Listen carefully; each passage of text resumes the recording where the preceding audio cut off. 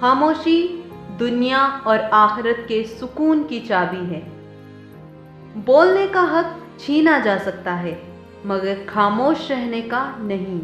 جب درد حد سے زیادہ بڑھ جاتا ہے تو انسان روتا نہیں بلکہ خاموش ہو جاتا ہے۔ لوگ بے وجہ خاموش نہیں ہوتے، وہ پتہ نہیں کیا کیا سہ چکے ہوتے ہیں۔ ہنسنے ہنسانے والے اچانک خاموش ہو جائیں تو ان کی خاموشی سے سکون نہیں، خوف آتا ہے۔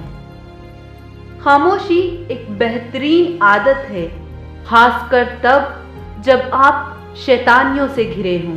خاموشی کی کتنی زبانیں ہیں نا، دکھ، ضد، غصہ، انا۔ کسی سے توجہ کی بھیک مانگنے سے بہتر ہے خاموش بیٹھے رہنا۔ چپ رہنے سے بڑی بددعا کوئی نہیں ہوتی۔ جب بندہ بولتا ہے تو قدرت خاموش رہتی ہے، اور جب بندہ خاموش ہو جاتا ہے تو قدرت انتقام لیتی ہے۔ خاموش رہنا ہی بہتر ہے۔ اس زمانے میں لوگ لفظوں کا غلط مطلب نکال لیتے ہیں۔ خاموشیاں جن کو اچھی لگ جائیں وہ پھر بولا نہیں کرتے۔ ان اللہ مع الصابرین، بے شک اللہ صبر کرنے والوں کے ساتھ ہے۔